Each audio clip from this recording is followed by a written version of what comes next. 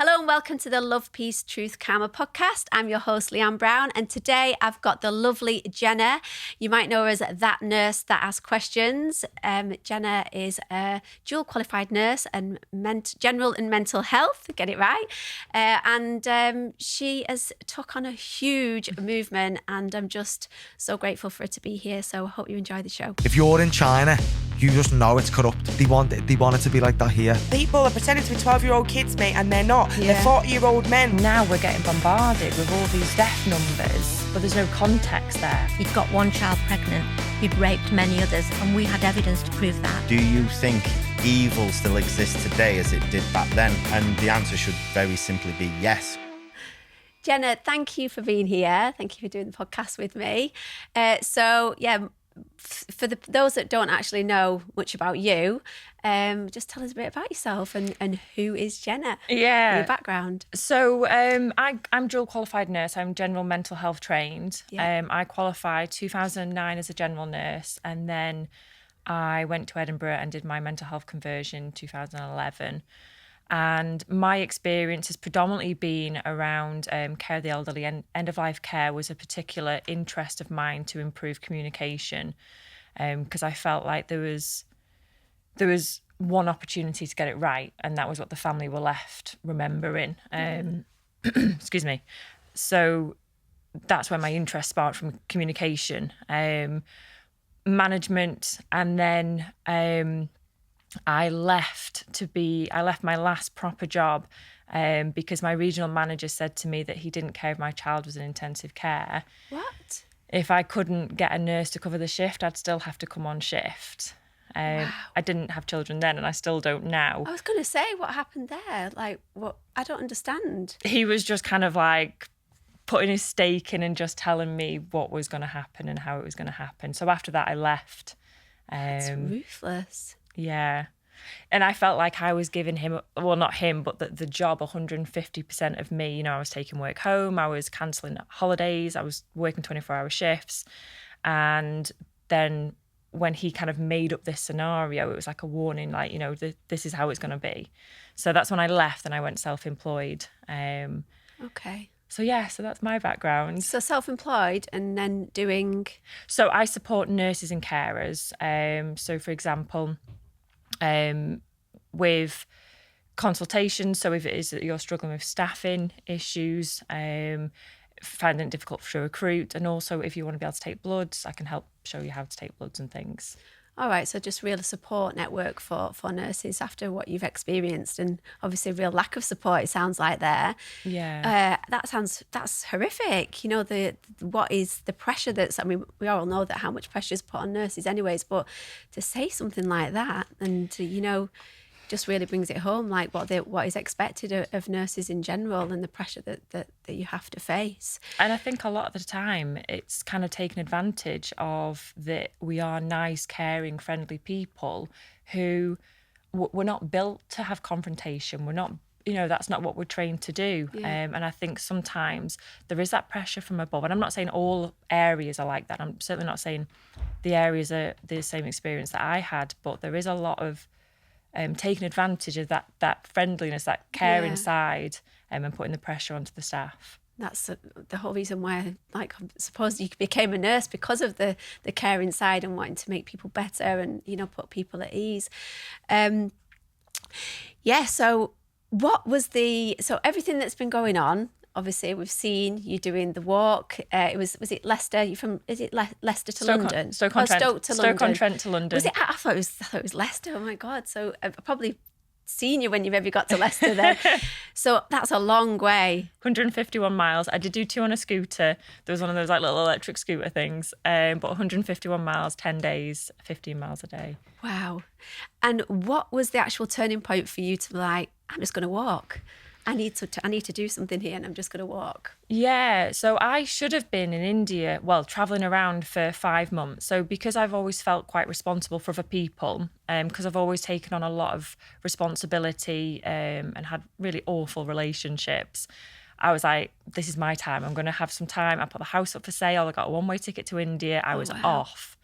And when was that supposed to happen? March 2020. That was my year. And I think a lot of people were saying 2020 is going to be my year, and it just wasn't anyone's year, let's face it, was it? and I lasted 3 weeks. So I lasted 3 weeks, came home. Oh, so you got there? Yeah. Oh, right. What part of India did you go? Delhi. So I only managed to get to Delhi, and then I visited the Taj Mahal. But they wouldn't let me in. Oh. They wouldn't let me in. There was a real change in attitude. So they had the cricket on. All the screens had the cricket on all the time. And in the last 72 hours that I was there, it was the news. And in that time, the attitude towards me changed completely. Like people were very paranoid, very suspicious, like reaching out, or not letting me in, like their cafe, and saying they were closed and things. Wow. It just changed. You think they were thinking that we were the UK variant back then? Well, I guess from it, the image that they had, it was in Italy then at the time. That's right. So, from a white person on the screen to now a white person trying to get in front of your in your cafe, that there's that suspicion. So that the attitude did change. And I'm not kind of like blaming them or going mad or anything. Like, I can understand why it changed. Yeah, a huge amount of fear being projected from the media, wasn't it? It still is, but yeah. And in that small amount of time as well. So then they were closing the airports. So I came home, and amongst the time that I booked my one-way ticket to India, I actually got married.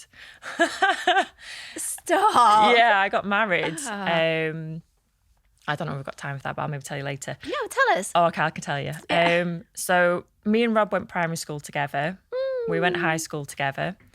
We got together when we were 25. I love a love story. And then so I went self-employed. So obviously the pressure, with making sure that you earn enough money and things. We had the house, and he was a dick, to be honest. He wouldn't let me speak to him. He got if I tried to speak to him, like he'd bash his hand on the table, and he was really struggling with communication. Typical redhead, if we tried to talk about something that was a little bit uncomfortable for him. So we ended up having this massive breakup, which was really, really uncomfortable and really messy.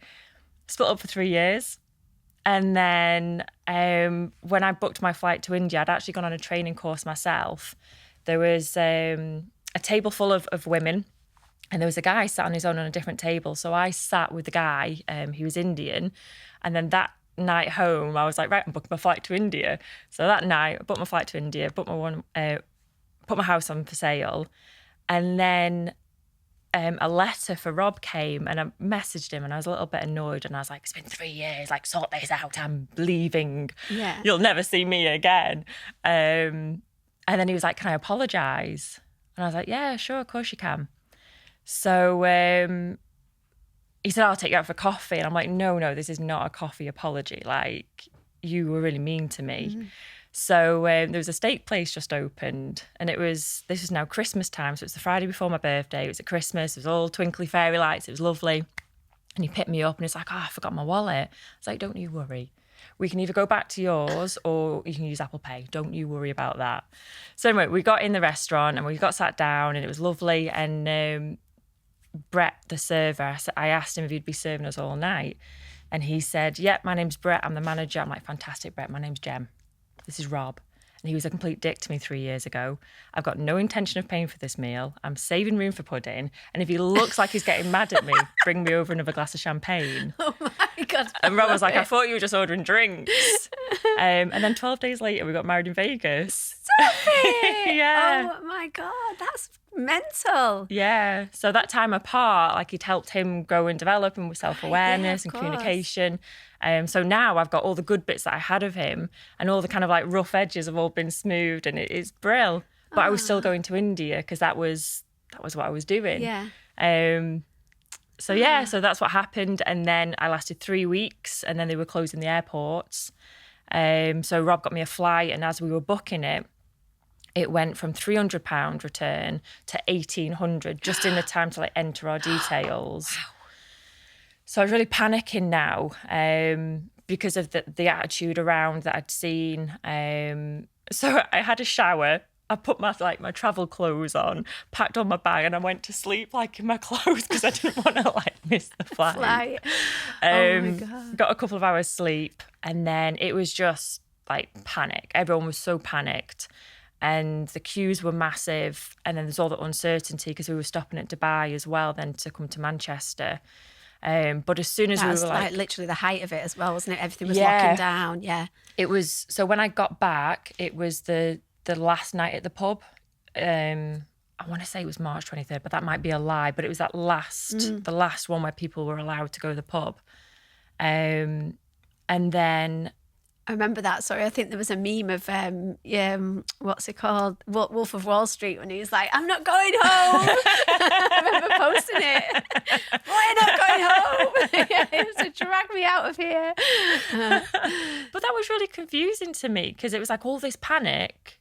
But everyone's in the pub to the last. Yeah. Yeah.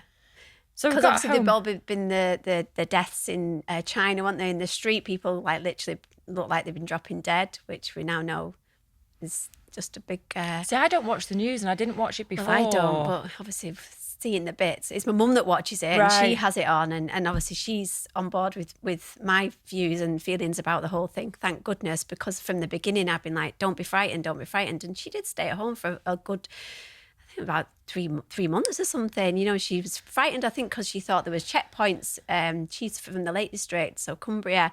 So she was frightened to go of fear of getting stopped by the police. So she did for a period, but the whole time I was sort of really reassuring her. I really felt it in my bones that something wasn't right, and there was nothing to be fearful of. And we had actually quite a nice time through the summer because it was lovely weather, wasn't it? Yeah. Trying to keep the kids grounded and know that they're all right. And but people that do sit and watch the news and literally have just absorbed everything that's been said on there, you can understand why they've been so fearful and watching people dropping dead in the street and stuff. Yeah, absolutely. And somebody said yesterday about BBC abuse. Yeah. And, these people have been victims of this BBC abuse because the message that they're saying, and it's always without context as well. And I think that's what I really struggled with. I couldn't understand why there was all this fear. But so with working, with end-of-life care, having those difficult and uncomfortable conversations, it's not part of the job that I enjoyed, but it was part that I was trained to do. Yeah. Whereas somebody who maybe works in a shoe shop or Tesco or a hairdresser's maybe doesn't talk about death as much. And now we're getting bombarded with all these death numbers, but with no context. So nobody actually knows how many people die a day normally. No. But we're just being bombarded. Yeah. And when you say 1,000 or 2,000 or 3,000, and you look at how many friends you've got on Facebook, which might be a couple hundred, and now you're like, wow, this is more people than I know in my town or my village or whatever. But there's no context there. No. And that's what I was really struggling with. So when we got back, we had a takeaway. I had one can of cider, and I was ill for weeks. I was so unwell. I'm never unwell, but for weeks and weeks and weeks. And my friend, her experience is intensive care, but now she's doctorate level. She's done loads of masters and things. And I was ringing her. I'm like, I'm really unwell. And she's like, they won't see you. It's the pandemic. You can stay at home. You won't get a doctor's appointment. I'm like, all right, okay. But I was I was really concerned. And what were your symptoms? All the symptoms of? So mine were a lot of liver problems. So I was concerned that I'd contracted hepatitis A from ice cubes. Or something. I was really concerned. And I'd had a meal the night before, which, it just doesn't feel right. Yeah. So I was really concerned that I'd maybe got Hep A. I was just so unwell for so many weeks. And then I didn't want to I didn't want to put any pressure on because we were told all this stuff about the hospitals being overwhelmed and things. And then one day, towards the end of this 6 weeks of illness, I got a rash from my my forehead to my belly button, just this spotty rash. And I was like, Rob, I need to get sorted here. This just isn't normal. So I did get my bloods taken, and they all came back fine. So my nurse friend had said, oh, I would have taken your bloods. So anyway, that I was like, I've already had them done. But then I got the COVID antibody test, and I thought, oh, well, maybe just see whether I've had that. And then she got quite defensive with me, and she was like, well, to what end? Why do you want these bloods taken? And I'm thinking, that just struck me as quite odd. Like, last week you said that you would have taken them, and now I'm asking you, like, you're very defensive. Test. Yeah. All right. And I don't know, it was just very bizarre, and we've kind of just drifted apart now. Okay. So you knew her really well? Yeah, we did our training together, so 2006. Right. And I don't know, we haven't like officially fallen out or anything. It was just, we've just drifted apart. And so then, she didn't do the test for no. you? Right. No. And then at Christmas, I will get to like my journey, but at Christmas we were, I was getting a bit frustrated, I guess, because I could see that things weren't right. And I was saying to my husband, you know, we've got bills to pay as well, you know, so we were having the conversation. And I said to my friend, I text my friend, and I was like, oh, you know, I'm going to start speaking out. Something just doesn't feel right. You know, if I get arrested, will you visit me? And she never texted me back.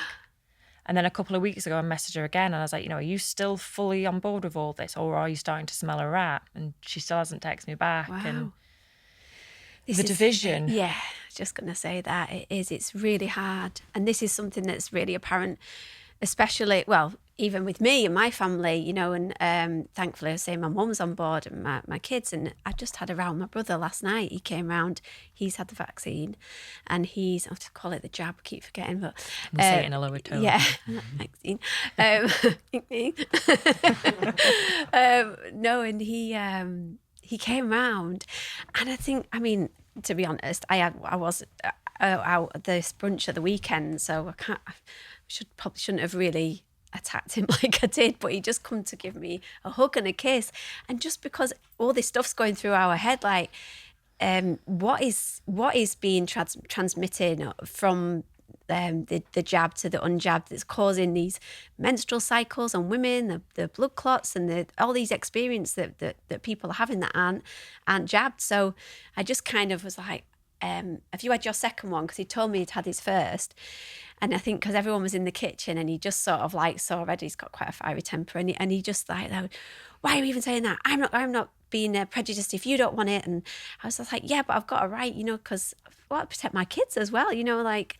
Anyways, he'd brought me a present, bless him, and then he ended up storming out and sent me a long message, and I opened the present, and it was like, you're my sister, and if stars, I could collect all the stars, I'd put them in this bottle. And I just felt so bad, and I was messaging him saying sorry and stuff.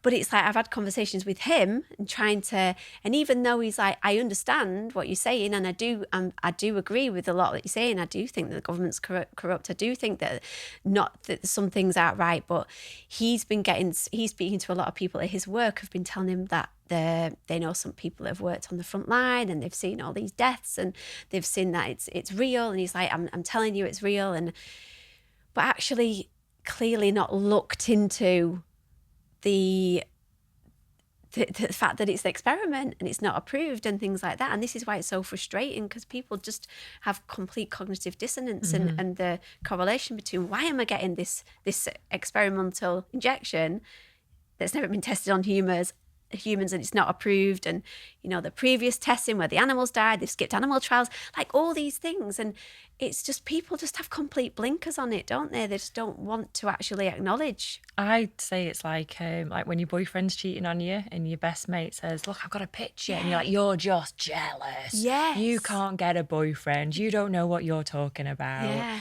But I love him. And then somebody said to me the other day that the truth can't be told, it has to be learned. Yeah. And if you think about that process, like, it doesn't matter how much your friends and family say he's bad for you, he's bad for you, he's bad for you. You only find it out yourself when you want to. And then all the dots start to connect. Yeah. And I certainly don't have any answers. Like, I genuinely don't have any answers, and I'm as confused as the next person. But, you know, you mentioned about women's periods being kind of all over the place. Well, that's something that we really need to have a conversation about. Yeah. And normally what we would do is we would have it within our peer group. So we would have it cafes, restaurants, people over the coming around your house and things. And I've had probably 20 people say that their managers have said, do not say anything that is negative. And this is just conversations in staff rooms. So they're not allowed, unless they're From saying... the nursing industry. Yeah. You know, don't say anything bad about anything. You know, so you can't talk about your side effects. You can't talk about if you're maybe not sure whether you want it or not. Like and this is, I know it might only seem like a small number of 20 people, but of the thousands of people that have messaged me, and there's many who haven't messaged me or don't know about me. But that just like, when did that happen? When did we start to self-censor ourselves? When did we stop having these conversations? When did we stop asking questions? And when did it become like a really dirty word? Like why, how, what, when? And I don't know when that started. And we're doing it ourselves as well. You know, we'll be having conversations, and you might do it with your brother, where you'll have a different conversation with him than you might your mum, because you don't know how that person's going to react. Yeah.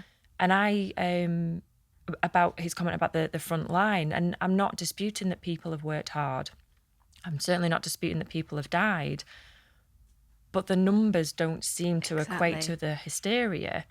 And the way that the example that I give is, you know, it's like the Indian elephant fable with the blind men, where you have 6 blind men go into a room and they all feel a different part of the elephant.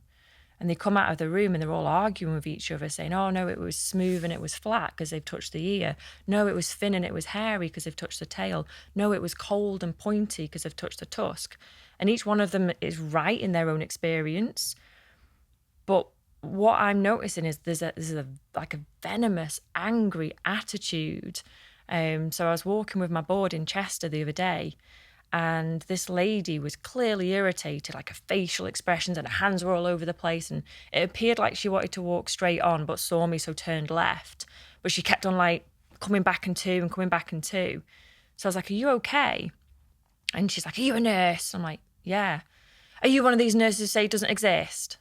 No. Are you one of these nurses who say that that the hospitals are empty? No, I'm not. But I said to her, unfortunately, the reason why many nurses are scared to speak out is because of that knee-jerk reaction, where if we try, we just get bashed down and silenced. And she says, I've seen things.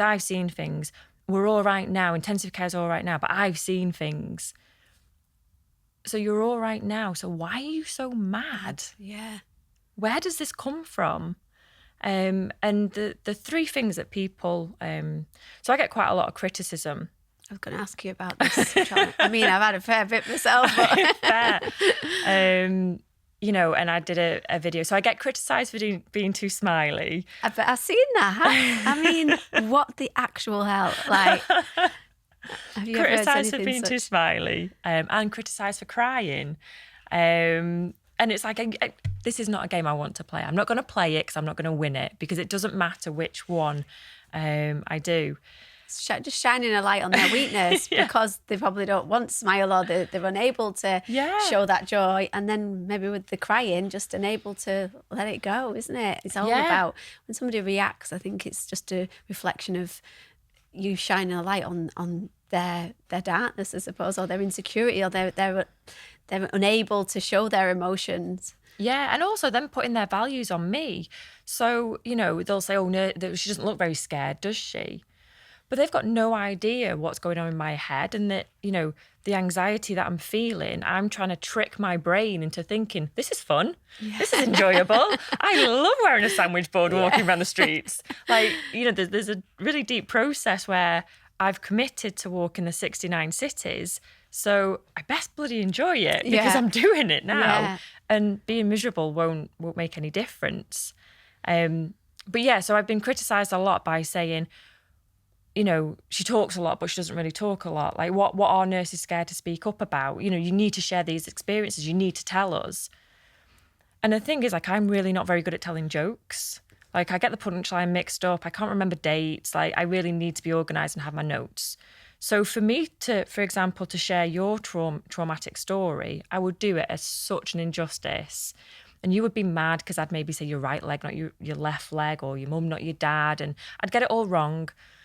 And then I'd get the critics attacking me sharing your story, and then I'm not prepared, emotionally ready for your trauma to be attacked on my platform. So there's loads of reasons why I don't do the kind of finer details of what people are telling me. But the three things that are in common with the thousands of nurses and police and firemen and social workers are a heavy audit focus. So we're no longer looking at patient outcomes. We're more focused about did we get 100%?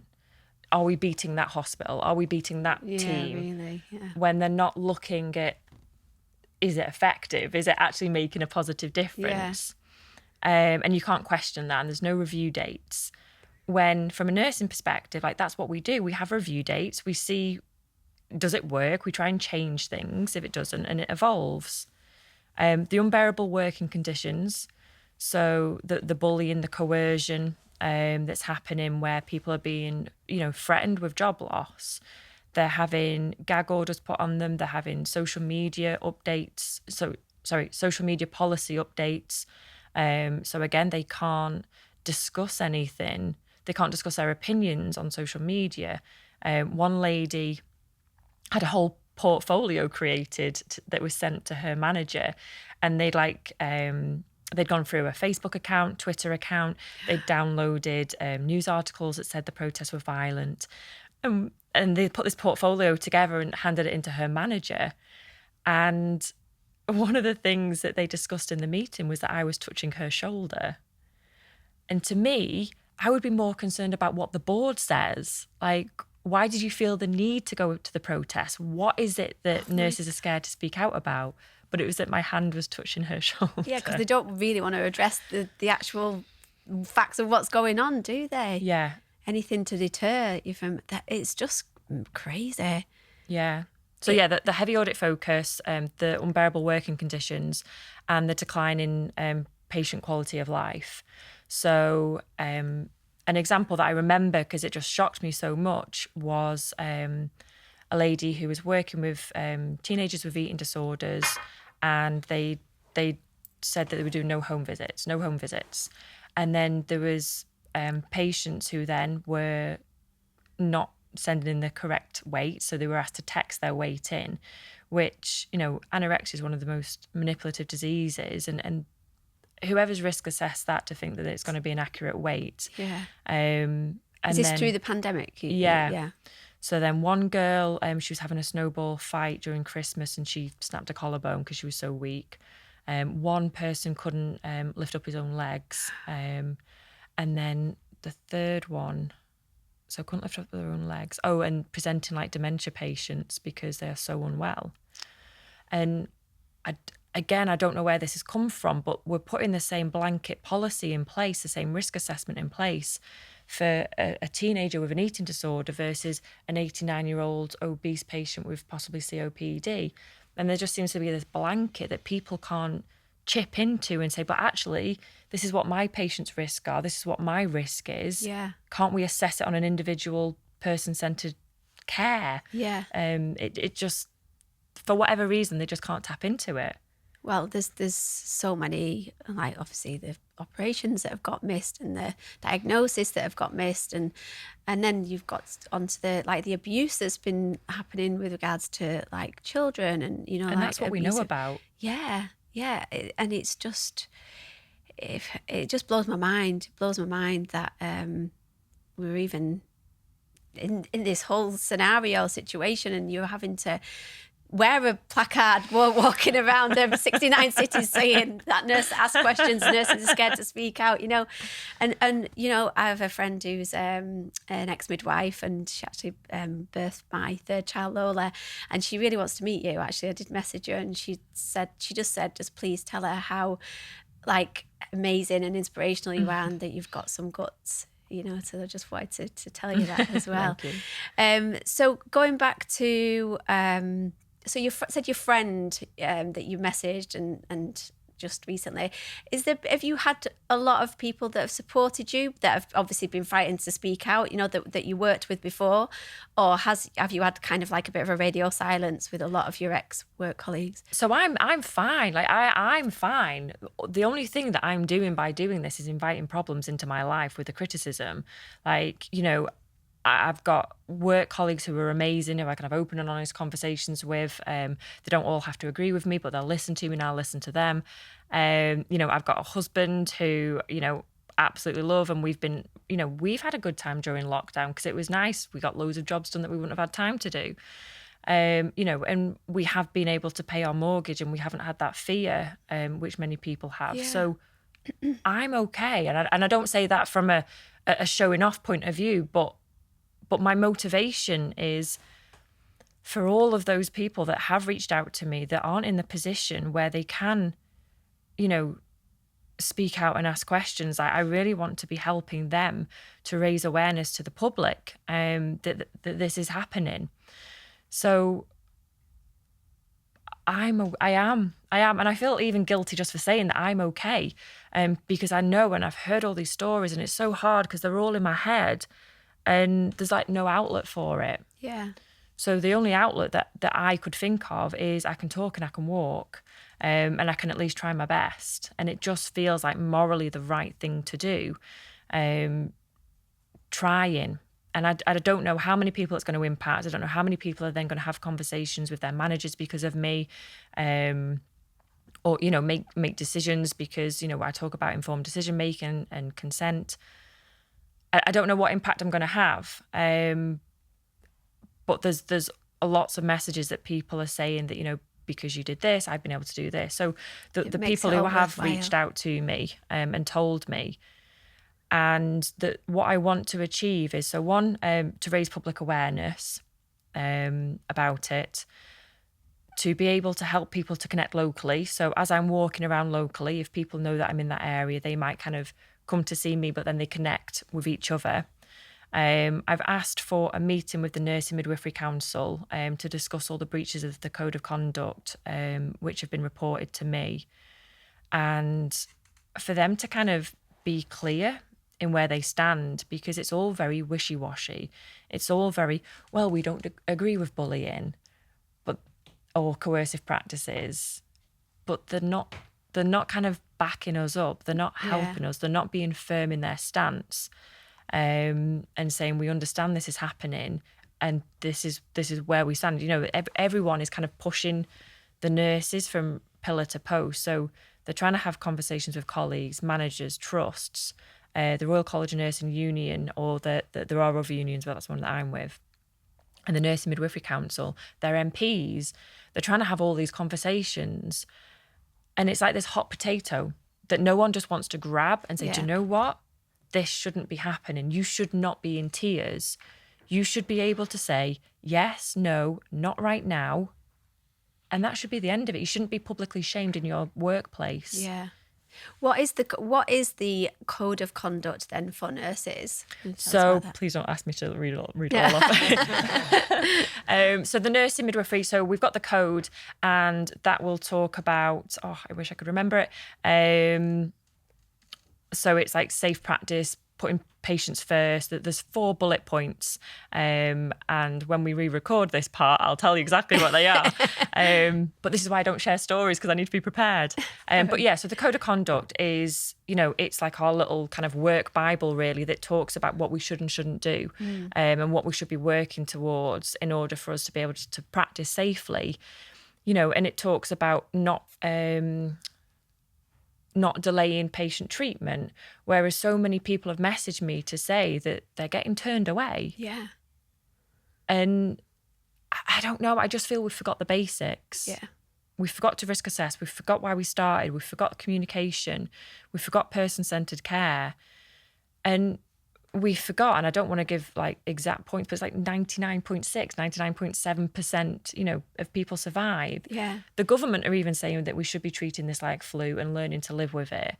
But it feels like some people have just created a whole identity around this, and that they don't want to let it go. No. They want to hold on to it. for as long as he possibly can. It's like the mask thing, isn't it? It's almost like I seen the post that I was watching that last night about the mask and about how people have obviously been so fearful to drop the mask, even though they don't like wearing it and going in places. And I seen you talking about yourself and your own experiences and not wanting to go actually to get a food shop or go anywhere for such even talking about food. Yeah. Like I didn't want to speak to Rob about what we were having for tea. Didn't want to speak to him about it because if I spoke about it, I'd have to think, oh my God, I'm going to have to go shopping. I'm going to have to do this, or what aisle is this down? And I just did not even want to talk about food. Yeah. So he did all the shopping, and then. And did he wear a mask? Yeah. So he's a brown belt in, I call it hugging boys, but it's Brazilian jiu-jitsu. That doesn't sound good. Just like spend a couple of hours just like, hugging all these men. But so he's quite a big guy. So for him to have a bit of confrontation with the security guard is a very different conversation than if I have a bit of conflict with the security guard. And ultimately what it seems like is if you ask questions, you're the problem. And you're the one that they remove. Yeah. And there was one of the first videos that I did on Instagram was I was in the woods because one of the things that I like to do at work is make people feel okay, give people permission to feel as they are, whatever that might be. So I would always talk about me making mistakes first to help other people talk about the mistakes they've made, and this is a normal thing. Yeah. So I was walking the dogs and I was doing this video and I was like, oh, it's food shop day. I'm really trying not to worry about it. I just, because if you worry about it, it manifests, and I just want to go and shop. And, just when you're out there, just smile and just be really happy because you don't know who needs to see that. Yeah. And then 100%. It's like 2 hours later, I'm in the car crying because I've been shopping. Did you get confronted? Yeah. So I went in and and you have to kind of like look at yourself and your own behaviour and what's happening with you. And I was very like rigid and tight and stressed. 100%. It's an energy thing. 100%. Yeah. This is what I've said about walking into a shop. If you go in with that fear of being challenged, it's either the fear of being challenged or the almost ready for it, ready for a fight, isn't it? Yeah. Them two ends of the spectrum. If you're just going in with like that, no fear and just like projecting love and smiling, and then people, even though they still get asked, but it kind of diffuses everything 100%. Just the way you react, isn't it? Yeah, 100%. And it was that like survival, fight mode. So I kind of like snuck in and the two security guards were like talking to each other. And I think what had happened is because they were distracted, not really doing their job. And then when the one who could see me, he kind of like was pointing me out, he then like shouted and he was like, oi, oi, oi. But then just what gives them the right? They know nothing about your history or your past or why. It's just this is what you were saying about kind of giving people that blanket of I'm doing something good for society because I'm wearing my mask or I'm going to take my jab, without actually understanding why or what the risks are or whether it's actually doing anything for you. I call it the fast food of beliefs and values. So what they're doing, they're given a set of beliefs and values and do this to be a good person. And they've not done the research around it. So they're automatically a good person. Yes. They've not had to work at it. They don't, So I was in the supermarket and this guy was like hollering at me, really embarrassed me. And then because he started to shout at me, it gave permission for the other customers to kind of like glare at me and, say stuff to me and, point. And it was really uncomfortable. I bet. And I was like, and I did. I was like, what about patient confidentiality? Where's that gone? Where has it gone? Why are you now asking me in Morrison's in front of all these people? We're not supposed to do it. You're not supposed to ask me. And then I was like in a frenzy. And what was his response to that? He was like, oh, I'm just doing my job. Where's your mask? Put it on. And then I went around and I was really stressed and I really didn't want to be in there, but I knew that if I went out, I'd have to come back. And this guy with Down syndrome asked me what time it was. Now, there was all these people with masks and it was so, so busy. But he walked up to me, even though my body language was like, really stressed, and I didn't even see him until he came up, approached me. He was a member of staff. And he asked me the time. And it just made me think, like, masks are having such a massive impact on people. He approached me out of all these other people to ask me what time it was. And I spoke to him, I showed him my phone, and I told him what the time was, and had a little bit of a chat about dinner time. And then I was very aware that I had all these people around me, and I was so worried that they were just going to scoop him up and take him away from me, for wanting to protect him. Yeah. So then I cut the conversation short because I didn't want that to happen. Was he alone, or was he with a He was carer or working. something? He was just about to go on his dinner. Oh, right, okay. Do you think maybe subconsciously what made to make you feel more comfortable? Possibly, yeah, possibly. I hadn't thought about that. So then what I did, and I talk about this on my videos, was I went back to the scene of the crime. I went back to the Morrisons. I got Paul, his name was. I got Paul a speaking watch, so when he presses it tells him what the time is. And I wanted to say thank you to him. And it was like going back to school, when you've been bullied and you have to go back on Monday and your stomach just flips. And it was horrible. And I was with Rob, and the manager couldn't have been friendlier. Oh, he really? sat down, and I asked him to watch both of the videos. I asked him to watch the friend, please smile, I don't know what it's going to mean to people. And then I asked him to watch the tearful one. And the reason why I did that is because I wanted him to see what it does. Yeah. And as I left that supermarket on the day that I cried, the two security guards were there, not social distance, leaning over the railing thingy, speaking to each other, but they've got the masks on. So they've got good citizen points. Mm-hmm. You get 3 good citizen points if it's on. You get 2 if it's under your nose. And you get 1 if it's under your chin. Whereas I've got -10 because I'm not wearing mine. And I said, look, guys, this is what you do to people when you do this. And all they did was like tell me to get out of the shop. Like, you just need to get out, get out, get out. And when I did that video about me crying, I was very aware that there would be some people who thought it was attention seeking or me being in the victim mode. And that absolutely wasn't where I was coming from. I wanted it to be relatable with, this is a real problem. Yeah. So yeah, I went back to the supermarket, which did wonders for me because now I'm not worried about going. And then I started to do the videos to help other people to shop as well. Yeah. And I had a 67-year-old lady who not only messaged me, she sent me a picture and a video and a voice note to say she'd had a stroke. She's been indoors the whole time. She was really worried. She'd watched my videos and she was just about to go Marks and Spencer's. And then she went and she did a video to say that, a voice note to say that she'd been and, thank you very much. And then she sent me another video to say, I bloody got to go back now because they don't fit. But that was lovely. I get a lot from that. Oh, yeah, it makes it all worthwhile, doesn't it? I mean, my mum was going into like supermarkets with a mask on initially for the fear of being challenged and the way they look at me. And it only took a couple of times. Now she's going up to people, like if she sees somebody she knows, she'll go, what have you got that bloody mask on for? And it gives them, it empowers them actually. And they'll go, yeah, I know. And they'll take it off because it has become such a habit, hasn't it? And people just pull it off the face, so to speak to each other, Yeah, which it's insane. I'll tell you a little story actually. A friend of mine, she's got a little baby and she goes to a mother toddler group, and she was attending this mother and toddler group and they've all got masks on. All the mums have got masks on, and this is the biggest impact with children, isn't it? And babies, how they learn off expression, and all they're seeing is a sea of masks. So she'd kind of gone, and then obviously listening to me and just saying, it's okay, you just go, you say you're exempt, nobody will challenge you, it's your right.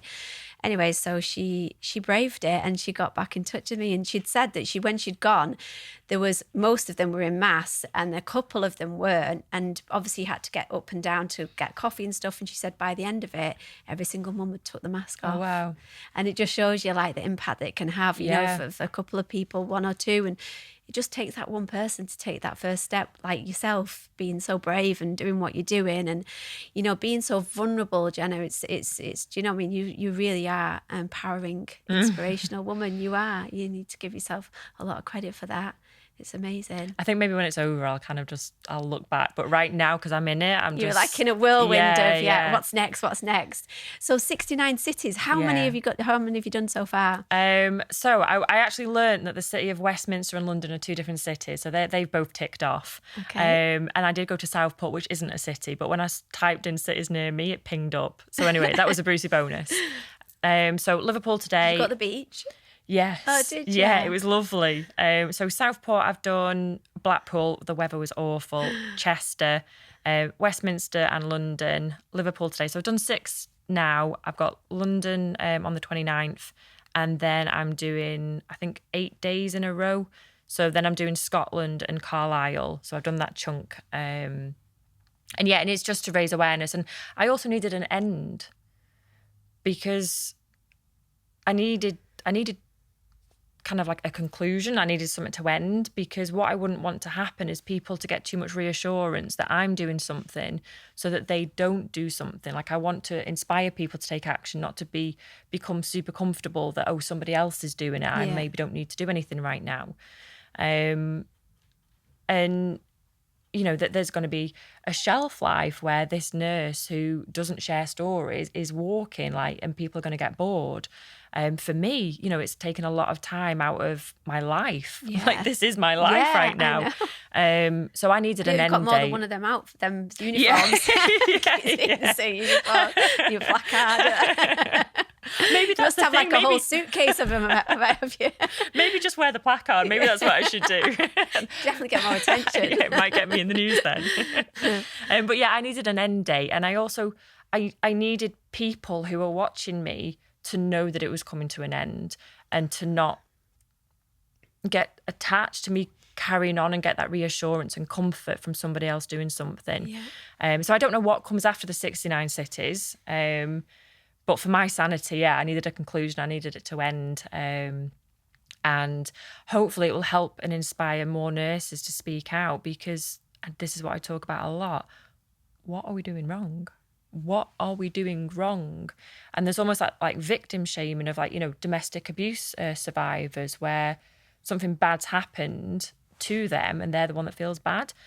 And, you know, we're trying to improve working conditions. We're trying to improve, I say we, I'm not patient facing, but I'll collectively say we, patient care. We're trying to give informed consent, and we should be able to say yes, no, and no, right, not right now. What are we doing wrong? And where did it come from that it felt so wrong? Like, I feel controversial. That you were told that you couldn't speak about anything. Yeah.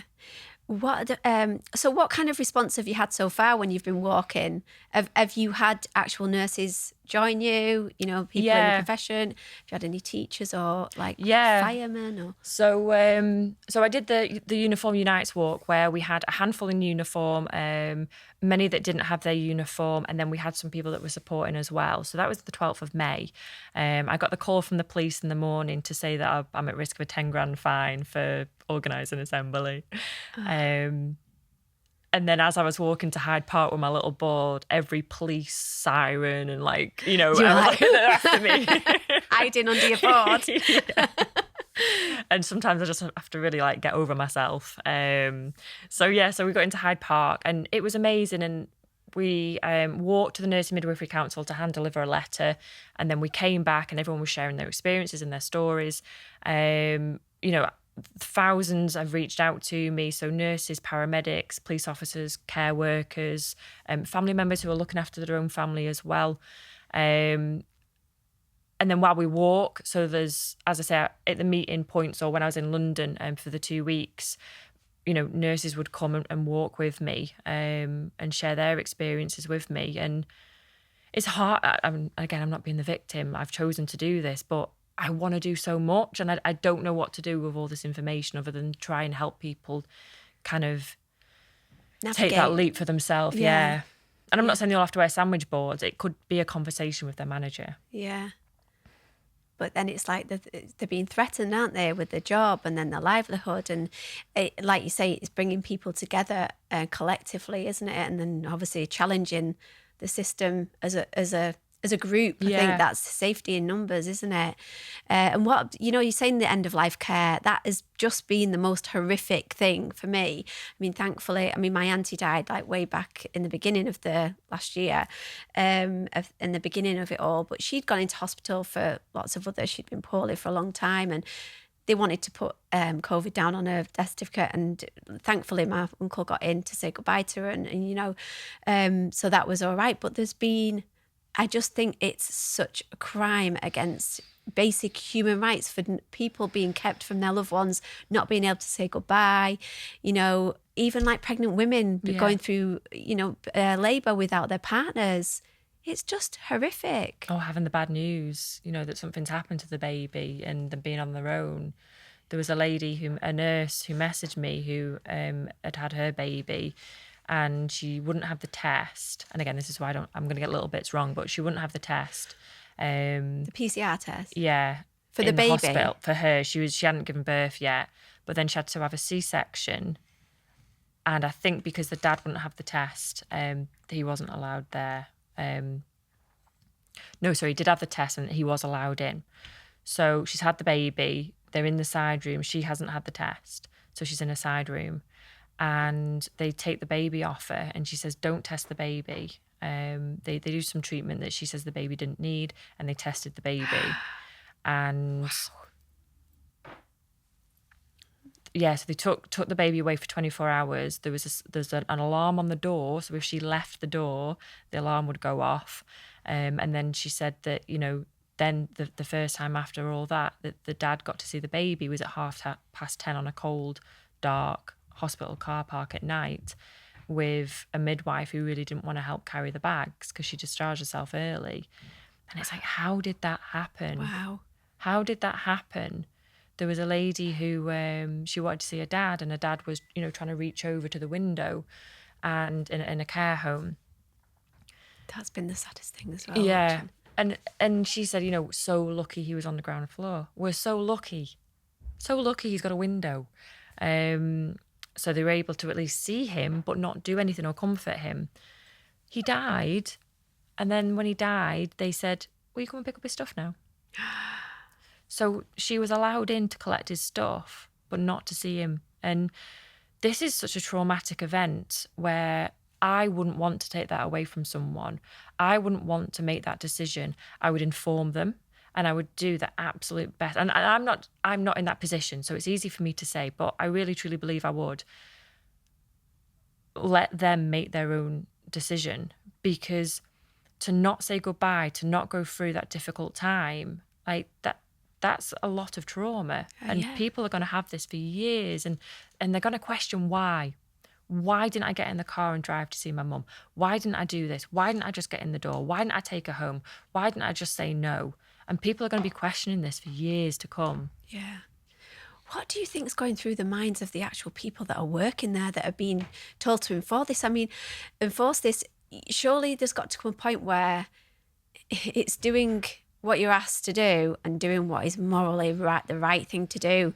And I know, 100% I know I would be going against, if anyone's telling me that, there's to do something like that and to keep a loved one from there, I don't think I'd be in the job in the first place, because I probably wouldn't last 5 minutes. But the people, I suppose, you're saying about the trauma, that trauma is going to be living with them nurses and those care workers that have had to, whether it's been willingly or unwillingly, sometime further down the line, they're going to have to face that, aren't they?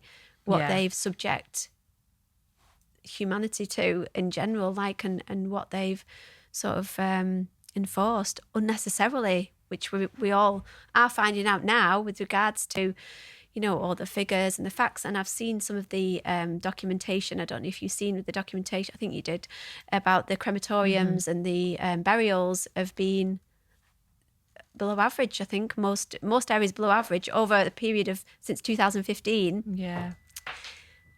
That speaks for itself. Yeah. You can't deny with them facts and figures. You mentioned before about the ONS facts and figures, but still people are unwillingly allowing to accept this truth. I think there's a couple of things. I mean, it's super complex. It's so complex, and the campaign of fear has really done a good job. Yeah. So I think from a nursing perspective, we talk about we shouldn't be task orientated. We should always be patient centered. Whereas sometimes we can get caught in a trap and we become very tunnel visioned and we just focus on one thing. And the example that I give is, so when I first qualified, super, super busy, and it said on my list, must check this lady's blood sugar. So I went into her and I was like, oh, I've got all the stuff, can I check your blood sugar? And she said, no. So this lady had dementia. She was sat up, she was, awake and alert, she was watching TV. She said no. And it was on my list though. It's on my list. So by hook or by crook, I was getting that blood sugar. So I was like, oh, okay. So I went, got a care assistant. And I said, oh, can you just distract this lady? I can see her face, but I can't remember her name. So he was like stroking her left hand. I went onto the right side. She was like talking to him. I grabbed her finger, pricked her finger, got her blood. And she went, ow. And that was like the first she realised what I was doing. And I got a blood sugar. And I was like, oh, I'll just clean you up now. I've got it. I've done it. And then went, ticked it off my list, wrote the numbers down, and I'd done it. Carried on being busy, carried on with my list. And then I went home that day and I was like, Jen, what did you do? She said no. She said no, and I did it anyway, regardless. And that can be the problem. And that changed me forever, like my practice forever. Just that once. Yeah. Instant. I'm not saying that I didn't kind of like almost get there, but I'd come out. And we can get very task orientated because, it says on my list, I've got to do it. But actually, that lady didn't clinically need it because she was awake and alert. I could have gone back in an hour. I could have handed it over to the night staff. A different face, maybe a different face she would have said yes to. There are so many different things I could have done, but because I was so busy and just tunnel visioned, I did it anyway. So I think that's one other thing. And I think from what people are saying and what I've seen conversation-wise, the flow of the hospital isn't quite as it was. So because people are now waiting for tests, they've got to wait in a certain area and then they've got to be moved and then the beds are further apart, there's social distancing, the extra PPE, the extra washing the hands, and all of that takes time. So all of that keeps you really busy. And then the extra audits and things like that. Delays, and I'm sure you've heard it where you've had a delay or bad customer service or something, and they said, oh, it's because of COVID. Yeah. And it's like, how? But anyway, so there's going to be so many things that are different now with the flow of the hospital because of how it's laid out. And what that does, it creates all these kind of like pockets of people being busy and just being tunnel visioned, rather than having access to the whole hospital or access to the whole staff group. Because there's, it says the numbers, like there's no secrets in this. Like it says the amount of staff that are off sick and things. And many have messaged me to say that they're off sick because of stress, because they can't go back into work because of the things they're seeing. And if you're testing a population of the nurses and they're pinging false positives and they're going home on full pay when they've got no symptoms, that's going to make me feel busier because now I've got less staff. Yeah. Or I've got the same number of staff, but I've maybe got agency staff who I'm not familiar with, or I've got staff from a different ward who I'm not familiar with. So we haven't got that team ethos because we don't know each other, or I'm having to show them where things are, so it's taking longer to do things. So there's so many different reasons why people are so busy. And also that there's that ego thing as well, where who doesn't want to be a hero? Who doesn't want to be told they're doing a great job? It's human nature to want that, recognition. And that's the whole clapping thing, isn't it? Yeah. That went on. I feel like even if you're working in a hospital that hasn't been busy, or, I think most hospitals are busy at that time of year anyways, that flu season, isn't it? Like a lot of the hospitals are overrun. Said it in the newspapers every single year. Yeah. The hospital staff are struggling and the figures are up. But to actually have that, like you say, that recognition of like everybody clap for the NHS, and then to kind of then come out and say, well, actually, it's not really done as much as what they're saying, or it's not been that busy after that period, or it's almost that shame, isn't it, of, well, everyone's clapped for me now and now I can't, come out and actually speak and tell you the truth. And it's that part of the elephant, if, let's just say, your hospital hasn't been busy, you've seen the tusk of the elephant, but my hospital has been really busy, we're not going to know that. We're not going to have that conversation. There's just that, that trust that, oh, well, what the media says, somebody else must be busy. I'm not, but somebody else must be. Yeah. And one of the nurses who was on the medical wards, during the peak, they were told, it's coming, it's coming, it's coming, it's coming, it's coming. Enjoy your cups of tea because it's coming. And it didn't on their ward. And that's not me saying, and because this will get criticised, that's not me saying that no one's worked hard. No. It's just me saying that there are areas that haven't had it as busy as we've been told. And there was a lady who got in touch with me who was in the army and involved with the Help the Heroes campaign. And it's the same thing has happened, but at that time, we needed the public to be sided with the military. And now we need the public to be sided with the NHS. And I think we've got a lot, and again, with the ego and identity, we've got the fast food of beliefs and values, we've got people that are being told, if you clap for the NHS, if you say you want to save the NHS, if you wear your mask, if you do this, you're very good people. But you don't need to lose weight, and you don't need to go to the gym, and you don't need to look after yourself, and you don't need to think about your own mental health. Just do these things, and you're a really good citizen. Yeah. And we're all naturally lazy. Like the amount of yoga balls that I've bought in my life, and I blow them up and then I just move them around the house because we want instant results. Yeah, we do. And I think that goes part with I'll wear my mask, I'm a good person. Just not take responsibility for all the other aspects of your life that you're not realising that need work. Yeah. And don't get me wrong, with regards to the NHS, they do, like you're saying, how much pressure's put on you in general, and how many hours you have to do and are expected to do without no breaks and things. Yeah. They deserve to be clapped, Yeah. Where's the pay rise for them? Yeah. It's all right, the government say everybody clap for them, but when it actually came to the nitty-gritty of paying them, what happened then? It's words and actions, isn't it? Exactly. And surely the people that, like the nurses and the doctors, must be thinking, well, it's all right having a clap on a Thursday night, but what about my pay rise for all this hard work that I've done? Yeah, definitely. What do you think about the World Doctors Alliance? Have you looked into that? With all these doctors around the world and signing the Great Barrington Declaration and to be honest, as I say, I'm in my own little bubble right now, and I'm struggling to kind of keep up. And loads of people are sending me links and stuff.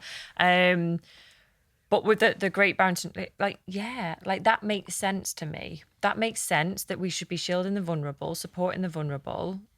And the healthy population, because it feels like we forgot healthy exists, that they should be allowed to crack on and get on. Yeah.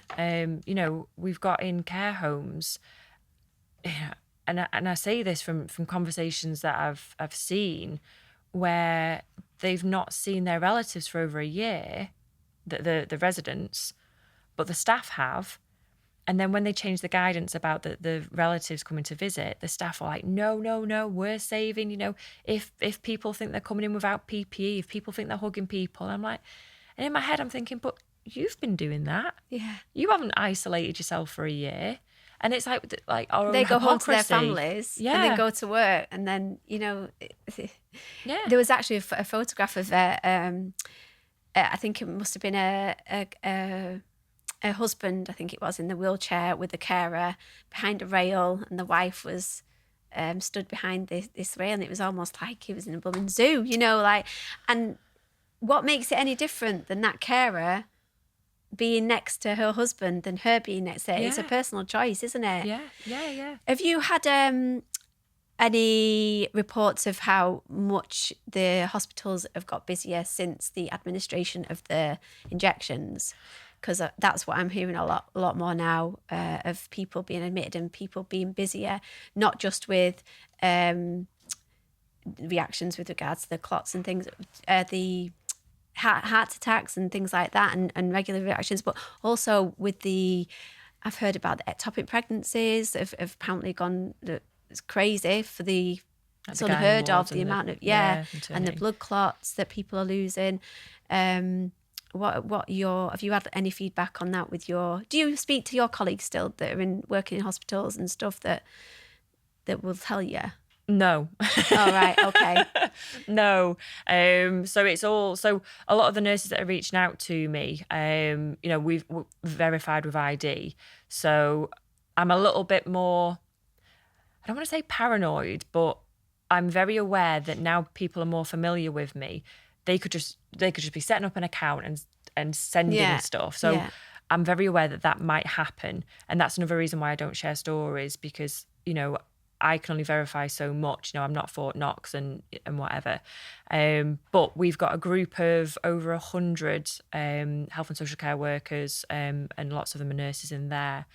And not the kind of women's health side, I'm not hearing that as in the hospital admissions, but with the side effects that they're having an influx. And I did see, and again, this is anecdotal, this is hearsay, but the doctors in America were not putting them down as vaccine injuries. Yeah. But that, and I don't know this for a fact, but my thinking around that is that might be not so much to fudge the government numbers, but it might be an insurance thing. It might be that if they get a vaccine injury that they're not covered because it's still in the clinical trials. Yeah. So I need to look more into that to see, because again, if you're just giving a part of a story, you need to kind of like look around it. So I'm wondering if that's why they're not putting them down as vaccine injuries. Yeah. But the reason why I'm walking now is because I'm talking to nurses in Canada, the States, Australia, and New Zealand. And if they ask questions or if they share the wrong thing on Facebook, they get threatened with their registration. And I really don't want it to get to that stage. I really want us to be able to have these conversations, because there are side effects to everything. Yeah. But why can't we talk about these ones? Yeah. And that's what makes me really suspicious. Yeah. And there's only 1%, isn't it? There's is it between 1 and 10% that actually gets reported? Yeah. With the adverse reactions on the VAERS. Is it VAERS? But yeah. How do you say it? And that's been VAERS or MHRA, is it? HRA. Yeah, the yellow one. Yeah. The yellow card. Yeah. And that gets, again, it's a process. So that you need to think about the people who know about it, the people who will then know about it and fill it in. Yeah. And then you've got to prove it. Yeah. And if there's a problem on the website, they then got to still want to go back later on and complete it. So there's a lot of reports saying that a section on the website was down. So now you've got the people who have actively gone to seek it out have now got to try it again later and remember that, because people are busy with other stuff as well. So yeah, it just alarms me and concerns me that we just can't have a conversation. No. And there's been over 4,000 deaths with this. They're saying that there's been more deaths within 4 months of this rollout of this injection, I'll call it an injection, than any other vaccine. I don't want to say it. From all the others that are administered, like to every child, and over the last 20 years. Gosh. And with the other the SARS vaccine that was brought out, I think they said there was 50 deaths and they pulled it straight away. So I wonder why they're not willing to actually pull this one and still continuing to go on to want to administer it to children in September. And this is my biggest concern right now. The children, it makes me so sad, with all these, it's like one size fits all. And we know like everybody's different inside, whether you're even aware of things that are going on inside of you, doesn't mean to say that you'll be all right if you're taking this experimental injection. But children are completely different makeup, aren't they, as well? And they're not at risk. I know. This is the biggest thing. They're not at risk. So why? Somebody said, one of the nurses was saying, we're looking at burning the children to keep the adults warm. That's just says it all, doesn't it? Yeah.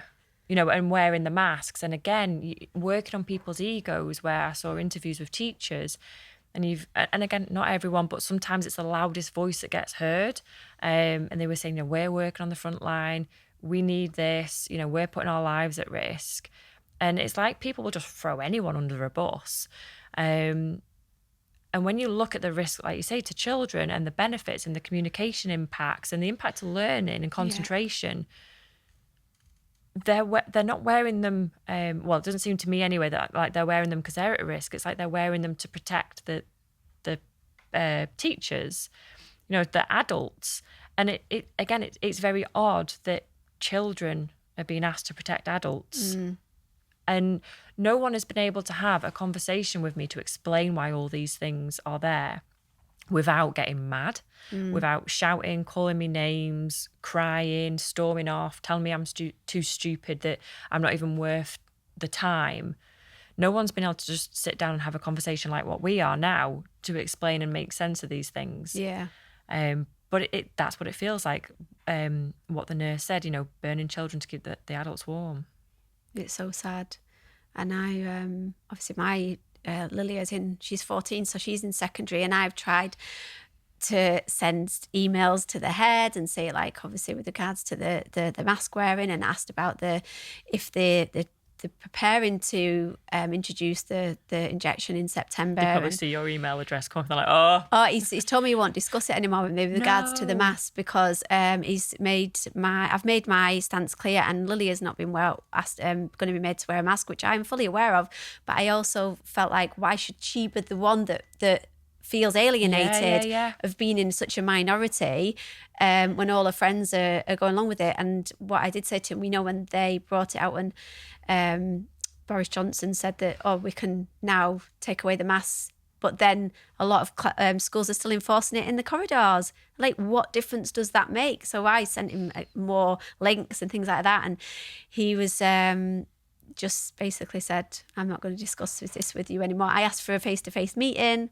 Complete shitbag, said no, said they weren't taking them unless it was absolutely necessary. And so I got to the point now where I just like, it's a constant battle. And what I said to him is, if you was to sit them children down and said, it's all right saying, this is what we're doing, and sending a letter home to the parents, and the parents like, oh, well, you've still got to wear them in the corridors, thinking, because I think we're just so ingrained to just follow authority. And that's why we're put in schools such a young age, to kind of just step in line and to be fearful of anyone who's in authority, just to do as we're told, isn't it? So even when we leave school and we send our children to that indoctrination of like just following the rules, we just assume that is the rule, so that's what you've got to follow. We're supposed to be following the science. But what is the science in wearing them in the corridor but not in the classroom? Exactly. And with the head teacher having that attitude towards you, I would suggest that they don't know the answers. Yeah. Because if they did, and it was so simple and it was so clear and it was so obvious, they'll just be able to sit down. I've seen in Liverpool, actually, Brian Cox explain wormholes to a 9-year-old. If he can explain something so complex in really simple terms so a 9-year-old understands, I'm absolutely positive that the headmaster should be able to explain to you the science and the peer-reviewed papers and the studies and the impact, like the pros and the cons. But again, it doesn't make sense. Nothing makes sense. There's been no risk assessment, though, has there not, for children? And like, I've sent him actual links to the studies that have been done in Germany, and what the impact it's had on the lack of oxygen for wearing them for them long periods, and the dirt that they're collecting, and just doesn't want. I'm following the guidelines from the government, and so I'm doing my bit, and that's all he cares about, basically. And it just, like you say, it's really sad. And like I said in the email, I'm sure, like, you're an intelligent guy, at some point you decided to become a teacher because you wanted to be a good role model for them students. And like you're saying, with regards to what happened, where did that chain break of I'm doing this because I love people and I care about them. I'm doing this because I care about children and I want to give them the best start in life. Where, what happened to us? Well, that takes the responsibility away as well. So I'm just following orders. I'm just doing my job. This is just government guidelines. Yeah. Like, this is that thing over there. Yeah. It's nothing to do with me. Yeah. And you're challenging him to make a decision, and he's just like, nah, this isn't my, again, a hot potato, this is theirs. Yeah. And, what we said about the losing weight over wearing a mask, like, it takes the responsibility away. Yeah. Like, this isn't my problem. This is, it's all been done for me. It's okay. Yeah. And it makes me mad. Yeah, it makes tell me me really about mad. it. Tell me about it. And the kids, and the pressure on the kids, and the thing. We don't have children, and to be honest, after this year, we decided not to have children. Although I think we'd be really good parents, I don't think I can cope with the stress. No. At the minute, anyway. Yeah. What's going on in the world? I get it. But what I'm seeing and the conversations I'm having with parents, like with the lockdown drills, and then Yeah. there was a guy in Bristol, I think, with a machete. But when you look at the media in a different way, it all looks very obvious, like how all these pieces are put in place, and it's just like a game of chess.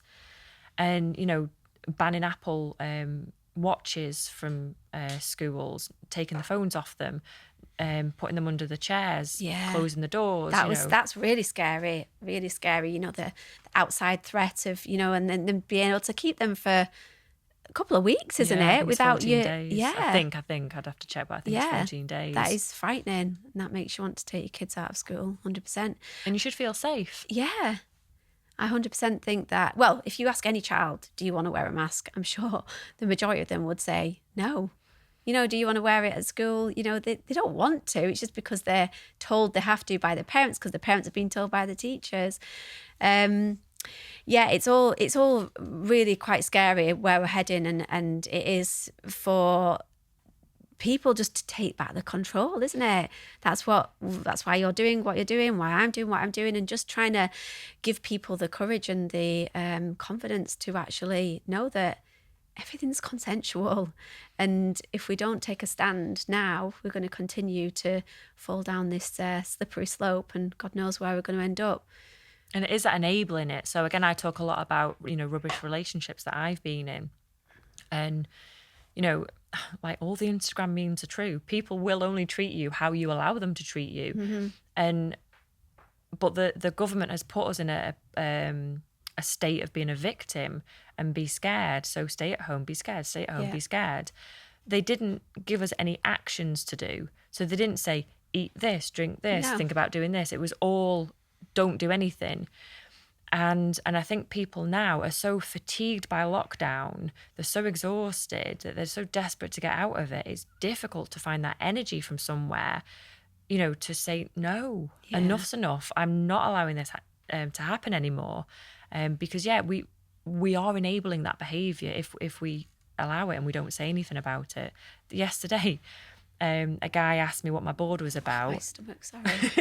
Can you hear that? He asked me what my board was about, and I told him about the bullying, the coercion. And he said, well, nurses are always being bullied. I'll go home then. Yeah.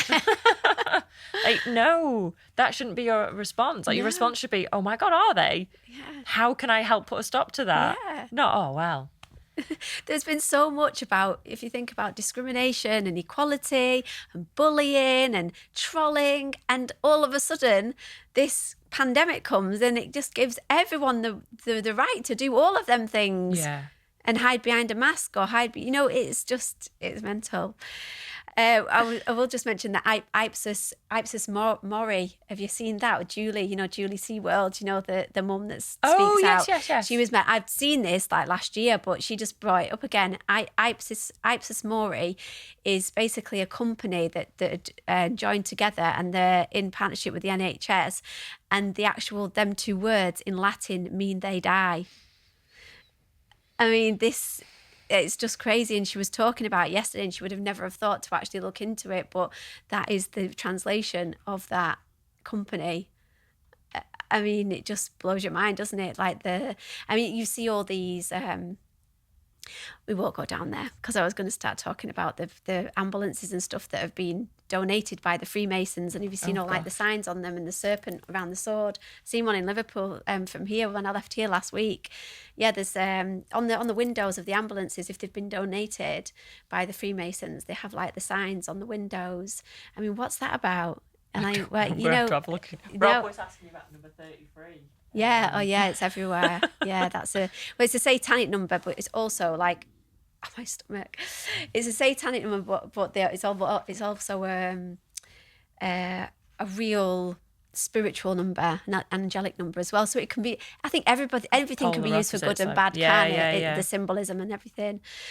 So I just want to say thank you so much for coming, and it's been so lovely talking to you and relating to you and understanding for everything what you're doing, and I really just wish you all the best of luck to continue to raise awareness, empower other people, raise the consciousness of humanity to allow us to fight this and take our power back. Yeah, and I think one thing I am trying to get people to do is find connections, because like we were saying about with the divide.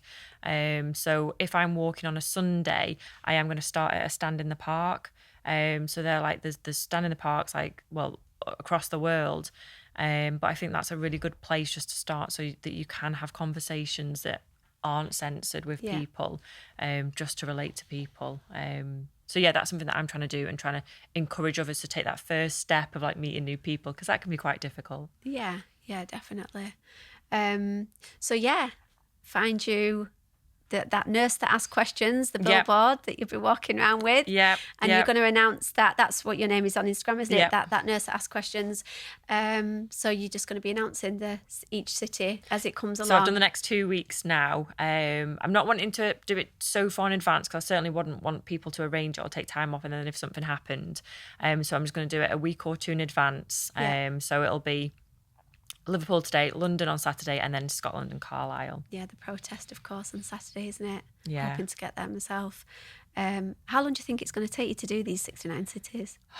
Well, I had a look, and it's like 17 weeks if I did 4 a week. So I'm going to try and scale it back a little bit and try and do more, and then try and work in the evenings and get my work done if I stay at a hotel or something. Amazing. Well, good luck. Thank you. Thank you for coming again. My belly is still rumbling so loud. I need some food. Thank you.